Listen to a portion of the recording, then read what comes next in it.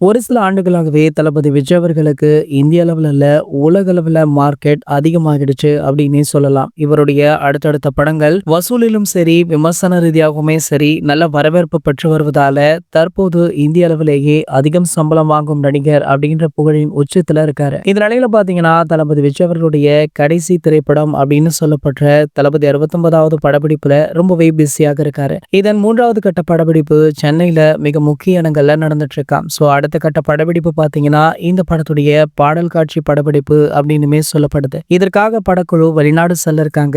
இந்த நிலையில பாத்தீங்கன்னா, தளபதி 69வது படத்துடைய அடுத்தடுத்த அப்டேட்டுகள் சோஷியல் மீடியாக்கள்ல வெளியாச்சு.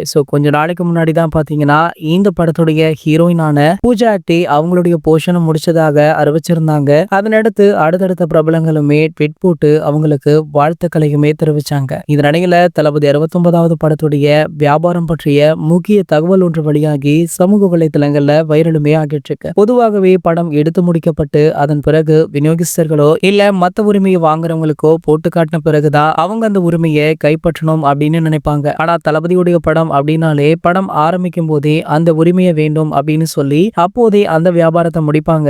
அதே போலதான் தற்போது ஒரு சம்பவம் நிகழ்ந்திருக்கு. அதாவது பாலிவுட்ல தளபதி விஜய் அவர்களுடைய தளபதி 69வது படத்துடைய உரிமையை பிரபல நிறுவனம் ஒன்று வாங்கியிருக்காங்களாம். பாலிவுட்ல உள்ள டாப் நடிகர்களுக்கு இணையாக இந்த படம் வியாபாரமாகி உள்ளது. பாலிவுட்ல ஒரு மிகப்பெரிய பேசு பொருளாக மாறி இருக்கு. அது மட்டும் இல்லாம பாலிவுட்ல தளபதி விஜய் அவர்களுக்குன்னு இப்படி ஒரு மார்க்கெட்டா அப்படின்னு பலருமே ஆச்சரியத்துல உறைந்து போயும் இருக்காங்க. இது போன்ற தளபதியை பற்றி வெளியாகிற அனைத்து செய்திகளுமே நீங்கள் உடனே தெரிஞ்சுக்க நம்மளுடைய தளபதி டாக்கீஸ் அப்படின்ற நம்ம சேனலை சப்ஸ்கிரைப் பண்ணிக்கோங்க.